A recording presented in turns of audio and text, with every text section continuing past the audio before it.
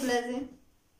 Je sais pas si vous me voyez parce que j'ai pas le retour. J'ai fait exprès de pas mettre le retour pour une meilleure qualité et pour pas regarder tout le temps le retour, pour regarder vous. Sauf que je suis trop blasée parce que ça fait au moins 1 heure que je suis en train de vous parler dans le vide.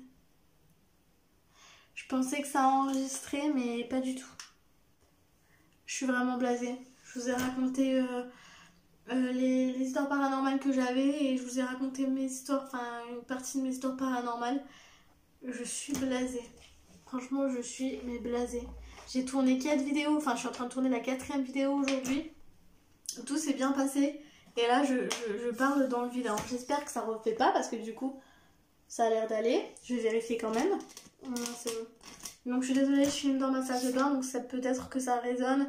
J'espère que la qualité n'est pas trop pourrie parce qu'en fait c'est avec la lumière artificielle, il n'y a plus de lumière à cette heure-ci.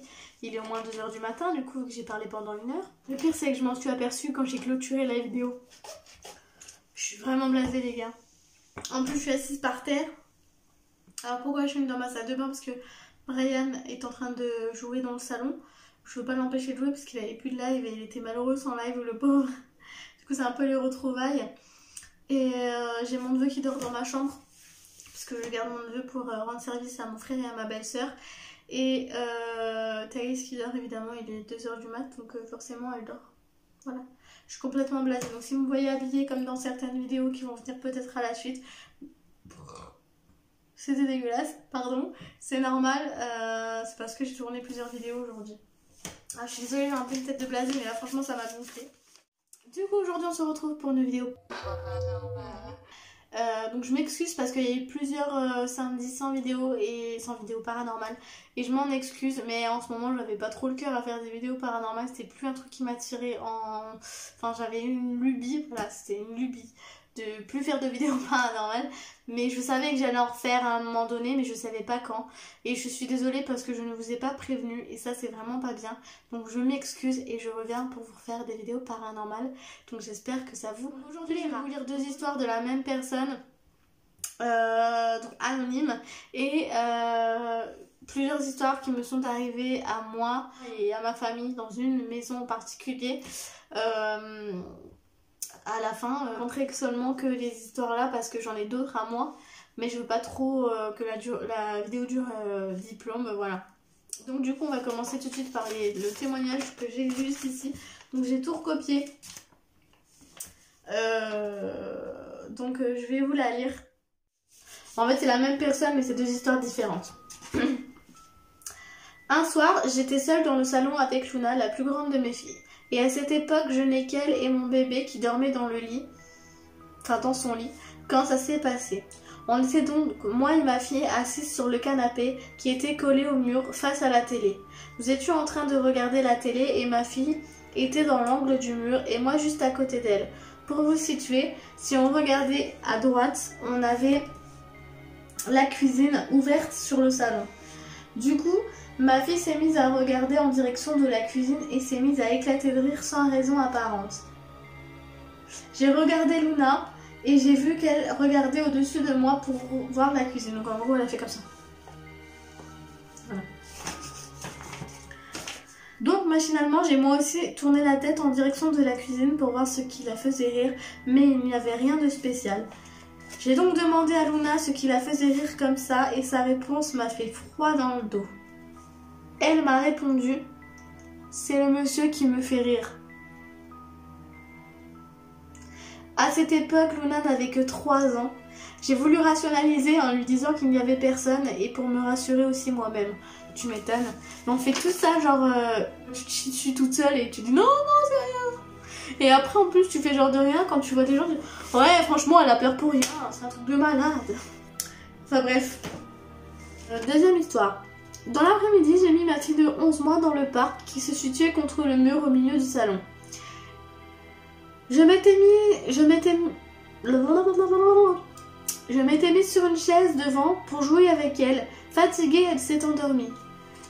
Je me suis donc levée et je suis partie, je ne sais plus trop quoi faire.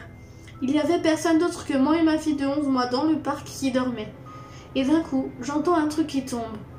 Je vais voir et la chaise qui était placée devant le parc se retrouve par terre là devant moi. Le dossier de la chaise était contre le sol. À ce jour, je n'ai toujours pas trouvé d'explication rationnelle à ce phénomène. Ah oui, donc du coup ça faisait comme si en fait la chaise était comme ça et qu'on avait poussé comme ça pour qu'elle tombe comme ça. Donc voilà, dites-moi laquelle que vous avez préférée, laquelle vous a fait le plus peur. En commentaire, ça m'intéresse de savoir. Maintenant, on va passer à mon histoire paranormale. Donc en fait, lorsque j'habitais encore chez mes parents avaient pris en location une maison qui quand même nous paraissait pas chère pour la maison que c'était. On avait un grand jardin cultivable, on avait la maison, elle était grande, elle était en bon état et tout ça, il n'y avait pas de travaux à faire à l'intérieur.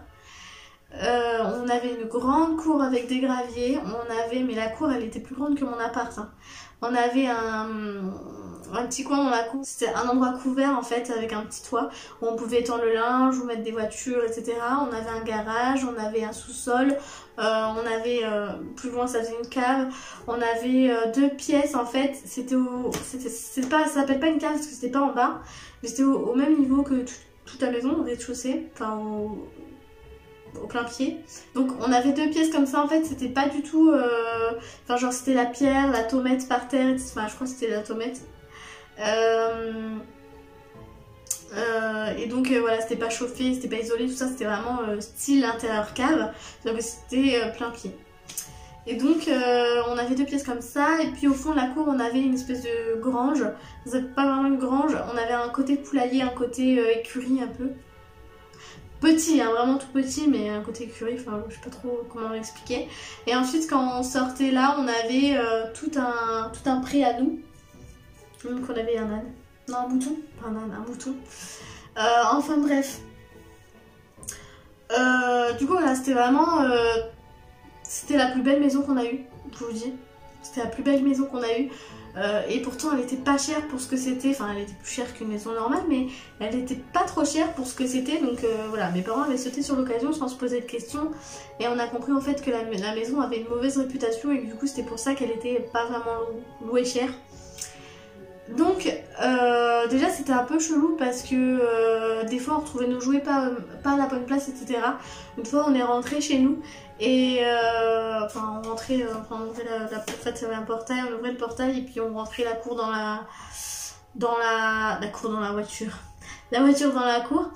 Et en fait en ouvrant le portail on s'est rendu compte qu'il y avait des petits gamins qui jouaient avec nos jouets. En fait ils pouvaient passer par l'autre côté, du coup rentrer dans la maison ou alors monter en fait notre cour en fait ça faisait un petit muret puis un grillage donc pas haut, donc du coup les gamins pouvaient passer par dessus également pour rentrer dans la cour. Ils pouvaient pas rentrer dans la maison, je vous rassure.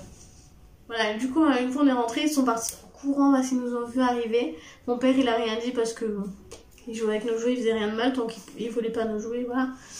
Et donc voilà, bon, déjà c'était un peu chelou ça. Et puis un jour on était chez nous, on avait laissé la porte ouverte parce que c'était l'été. Et on laissait toujours le portail entrouvert quand on était là. Et puis d'un seul coup ma soeur a dit à ma mère maman il y a un vieux dans la cour, etc. Oui, un vieux, oui. Il y a un vieux dans la cour et tout. Et ma mère elle a appelé mon père et tout, ouais il y a quelqu'un dans la cour et tout. Et tout. Et en fait, le vieux, il est venu en gueulant avec sa canne comme ça. Eh, qu'est-ce que vous faites chez moi? Sortez de chez moi, c'est chez moi. Donc c'était un peu chelou. Donc du coup, mon père, il l'a foutu dehors, gentiment. Parce que mon père, c'est pas une brute, surtout encore moins avec les vieux. En fait, on a appris par la suite qu'il avait la maladie d'Alzheimer et qu'avant, il habitait ici. Donc il a cru que c'était chez lui encore. Et mais déjà, l'ambiance était un peu chelou. Une fois... on était dans notre... Enfin, moi et ma soeur, on dormait dans la même chambre. En fait, on avait un lit à tiroir. Ma soeur dormait dans le tiroir et moi, je dormais dans le lit. Ça fait bizarre de dire ma soeur dormait dans le tiroir. Enfin, vous voyez un peu le truc que j'explique, je pense. Et donc, en fait, tous les soirs, on se mettait dans le même lit. Donc, soit toutes les deux dans le tiroir, soit toutes les deux dans mon lit. En général, c'était toutes les deux dans mon lit. Et puis, on jouait à la DS, on jouait à Mario Bros. On faisait à celui qui perd sa lote de jouets, voilà. Et on buvait même du thé glacé. Je me rappelle de ça, parce que le thé glacé, c'est la vie. Donc à un moment donné on entend un gros bruit de vaisselle qui tombe et qui se brise en morceaux. Et mais vraiment très fort. Donc on a sursauté, on a commencé à flipper mais je sais pas comment on a fait, on a eu du courage, je sais pas qu'est-ce qui nous arrivait. On est parti voir ce que c'était. Même si on trouvait pas ça normal quand genre il devait être minuit, 1h, on trouvait pas ça normal qu'à cette heure-là il y a un bruit comme ça, même si on disait que c'était la vaisselle qui avait tombé, enfin qui était tombée, pardon. C'est quoi déjà? Ouais, donc je sais pas ce qui nous est arrivé, on avait quand même eu du courage, on y allait voir, et il y avait rien qui avait bougé. Donc il y en a qui vont me dire oui c'était une hallucination collective, etc. Moi je pense pas. Je pense que c'était quelque chose qui nous a fait entendre ce bruit-là pour qu'on se lève. Il nous est rien arrivé, donc je sais pas pourquoi vous voulez qu'on se lève, mais voilà.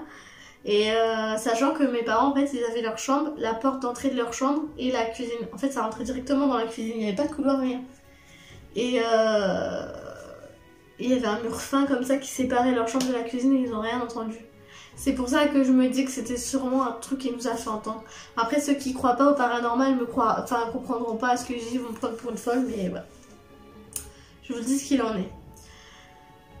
Et du coup le lendemain ma soeur a dit à ma mère oui on a entendu la vaisselle tomber, nanana se casser et tout, mais il n'y avait rien qui avait bougé. Donc ma mère évidemment son rôle de mère elle a essayé de nous rassurer comme elle pouvait. Elle nous a dit oui c'est rien, ça devait être la vaisselle qui était mal calée sur le sèche-vaisselle, voilà. Enfin sur l'égouttoir à vaisselle et sauf que non. Maman trouve mieux la prochaine fois parce que la vaisselle il n'y en avait pas sur le truc à vaisselle.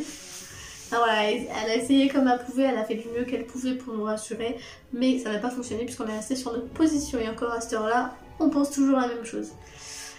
Donc voilà, une fois j'étais dans le salon et en fait le salon était très grand, assez vide d'ailleurs.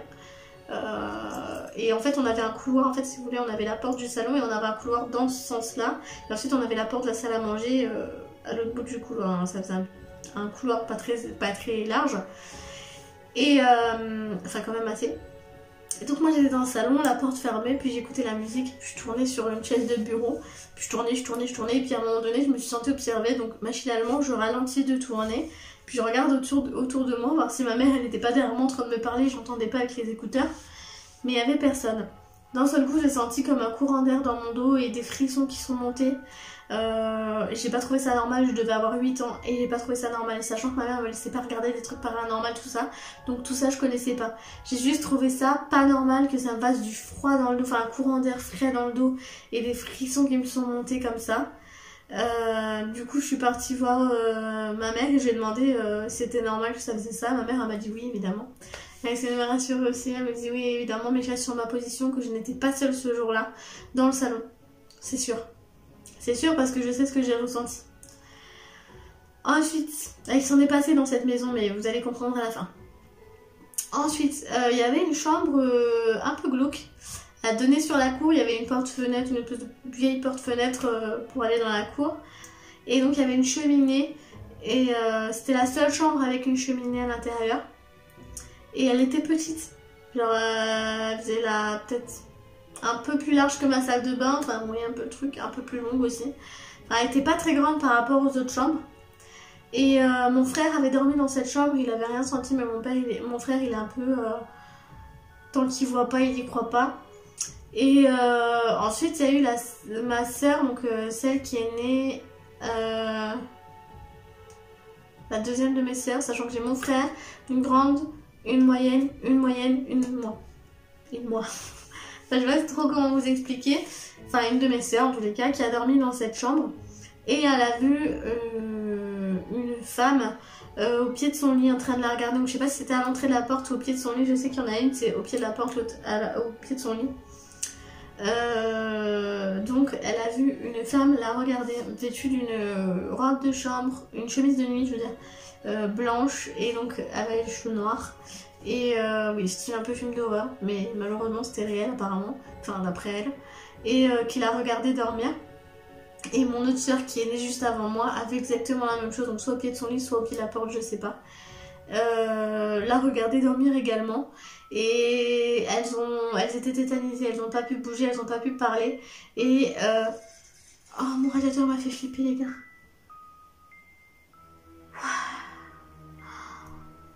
Mon radiateur m'a fait trop flipper, je sais pas si vous avez entendu le bruit du radiateur, mais je vous dis j'ai eu trop peur. Bref. Et du coup elles n'ont pas pu bouger, elles se sont endormies de fatigue, elles avaient peur mais elles se sont endormies de fatigue au final toutes les deux juste après ça. Donc voilà. Et quand on a déménagé, notre père nous a dit qu'il avait vu à l'entrée de sa porte, alors avant que mes soeurs lui parlent de ça, il avait vu à l'entrée de la porte de leur chambre une silhouette noire les regarder. Donc il n'a pas pu voir de visage de femme, de homme, de ci, de ça. Il a juste vu une silhouette les regarder, dormir également. Donc je pense que c'est la même entité qui peut-être juste veillait sur nous, je sais pas. Je sais pas du tout, mais en tous les cas, ça fait flipper. Ça fait flipper et quand on a déménagé, donc en fait on a déménagé pour se rapprocher d'une ville, voilà. Et en fait un jour on rentrait chez nous, on avait dit dans le village qu'on allait déménager. Et puis on rentrait chez nous en voiture et puis mon père il avait vu un gars qu'il connaissait qui faisait des travaux juste derrière notre maison. Il nous a dit pourquoi vous partez et tout ça. Mon père il dit bah parce qu'on voudrait se rapprocher de telle ville. Je vous dis pas la ville parce que c'est là où j'habite. Et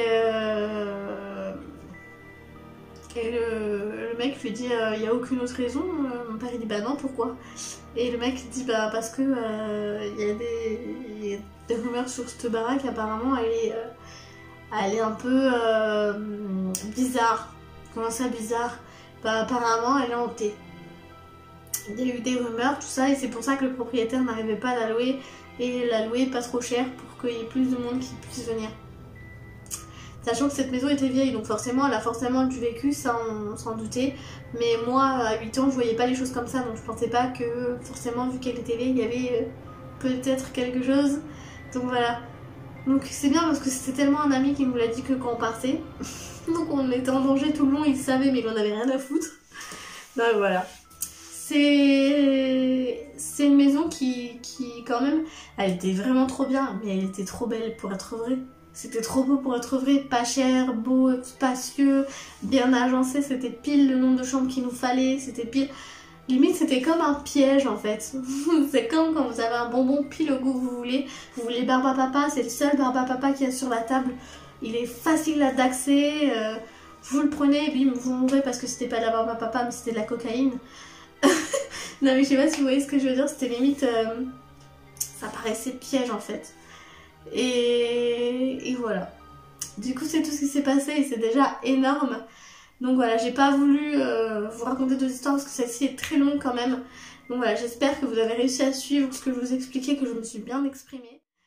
Dites-moi ce que vous en avez pensé en commentaire, je vous assure que tout ce que je vous dis sur cette chaîne est vrai. Et donc même les vidéos paranormales sont vraies dans ce que moi je vis. Parce que les autres je peux pas le prouver forcément vu que c'est pas moi qui l'ai vécu. Mais en tous les cas, ce que moi je vous dis, que moi je vis, je l'ai vraiment vécu et c'est vraiment pas des conneries. Donc voilà. J'espère que cette petite vidéo vous aura plu. Moi je vais aller me reposer parce que je suis un peu fatiguée. J'ai du montage à faire parce que demain j'aurai pas le temps. Donc soit je me lève tôt demain et je monte, soit je monte ce soir. Donc voilà, si vous avez des petits phénomènes paranormaux qui vous est arrivés, n'hésitez pas à me dire ça en commentaire, à me raconter en commentaire. Si jamais vous voulez rester anonyme, vous pouvez me rejoindre sur Instagram que je vous mets juste ici pour me raconter vos petites histoires paranormales et j'en ferai une vidéo si jamais elle est pertinente. Sachez que même si votre histoire ne passe pas en vidéo, je les lis toutes. Ouais, je les lis toutes. Donc voilà. Je peux pas forcément tous les mettre dans mes vidéos parce que des fois ça dépend du contenu, ça dépend du nombre d'histoires que j'ai et parfois si elle passe pas le samedi prochain, elle passe le samedi d'après. Ne vous inquiétez pas. En tous les cas, si vous me dites que vous voulez rester anonyme, je vous laisse vraiment anonyme. Jusqu'ici, il n'y a jamais eu de problème et ça ne changera pas. Si vous me dites anonyme, je vous laisse anonyme. Voilà, je vous fais confiance pour me raconter des histoires qui sont vraies. Donc voilà, j'espère que cette petite vidéo vous aura plu et je vous dis à bientôt pour une nouvelle vidéo.